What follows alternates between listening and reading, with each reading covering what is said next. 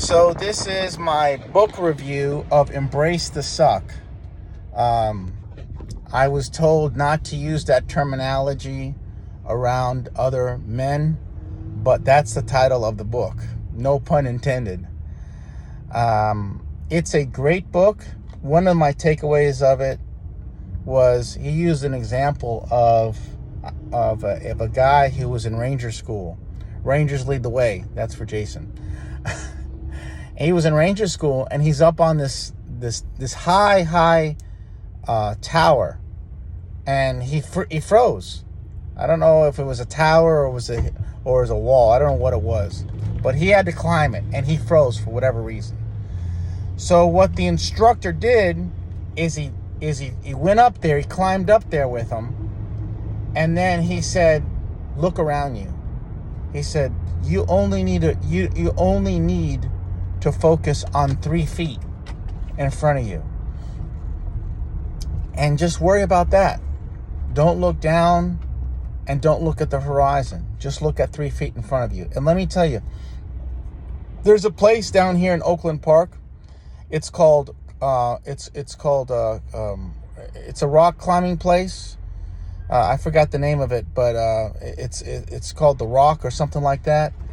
And I have done some rock climbing before. It's an indoor rock climbing place. It's the largest in the southeast United States. It's called Project Rock.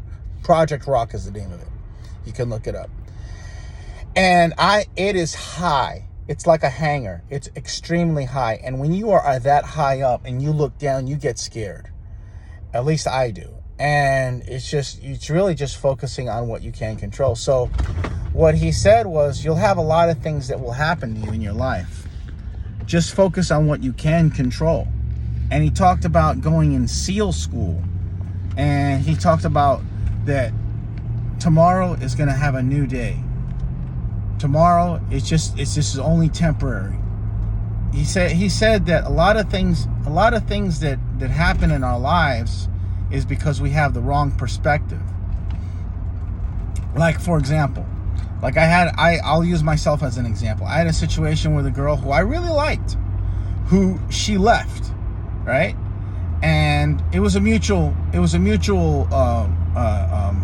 agreement. And when she left, the one negative way to look at it is, as a loss. But I don't look at it as a loss. My perspective is, I look at it as a gift. And the gift is goodbye. She gave me a gift of goodbye. So it's a beautiful gift, because I know that had I stayed with her, it would have been a lot of turmoil and pain, emotional pain. So when you're doing something hard, okay, like running, for example, and you're running long distances or swimming long distances, or doing burpees or anything that's difficult, just do it bites at a time. Just chop down the tree, one stroke at a time. You keep chopping it down. Keep chopping it down. So when I did my swimming, I did 130 laps. So I just broke it down. I did 30. So, and then once I got to 30, I counted to 30, I did 100, and I started counting 100 backwards. So when you're doing something difficult, my takeaway from the book is, when you're doing something difficult, change your perspective. Change your perspective of things that happen to you in your life to where you have a positive outlook on it. And that's how you get through those difficult times. So I remember doing, and then I'll give another example, and then I'll finish up my review. When I was in Iraq and Afghanistan, it was brutally hot, but it was a dry heat, and I was in the back of the fire truck, and there it was a really old fire truck, and it was an open fire truck, so that means there was no air conditioning, so it was just brutally hot. So what I did was I got and to this day I have this thing with ice. I had a cup of water, and I had lots of ice, and I was always drinking water. Like, the cold water would really help me relax to have that. And I got through that because I knew that I was going to finish this, and this was helping me build my wealth. So where I didn't have to work for the rest of my life, because I knew that there was a finish line. I knew that there was a reward. So that's the thing. It's no matter when you're doing something difficult, when you're doing something hard, just realize that you're going to get through this. Pain is only temporary. Embrace it. Embrace it. When it's something difficult, like when I showed a picture of me doing this, hitting the axe, hitting the tire with that big old mace that I had, and doing tire flips. I did a workout after that. I did that because I was embracing the suffering, because I knew it was going to make me stronger, and I knew that there was no way out of it. I was committed to doing it. So so I might as well, if you're going to commit to something and you're forcing yourself to do it, you can suffer in misery, or you can change your mindset. Say, hey, yo, I'm going to get through. Sing yourself a song. Say, come on, let's go.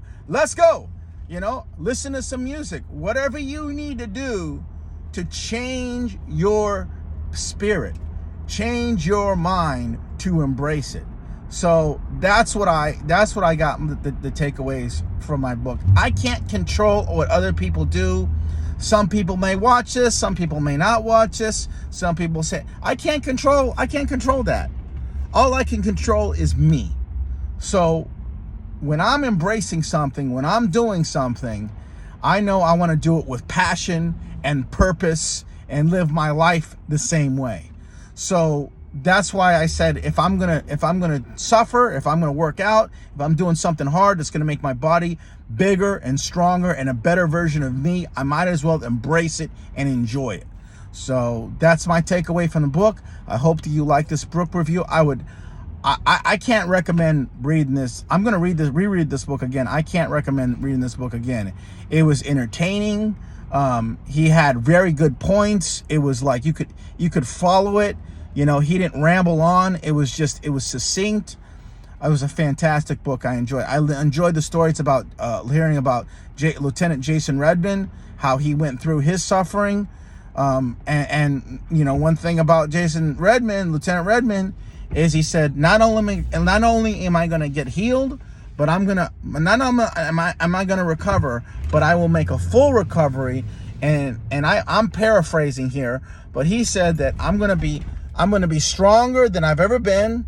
I'm going to come back better, stronger, and live a life full of purpose and passion. So, and I think that's the epitome of what he does. He lives a life like, if he were to go tomorrow, like if he were to disappear tomorrow, God forbid that happens, we would talk about and say, this is a man who lived a life with passion. He lived a life with purpose, and that's how I want to live my life. I only get one shot in it.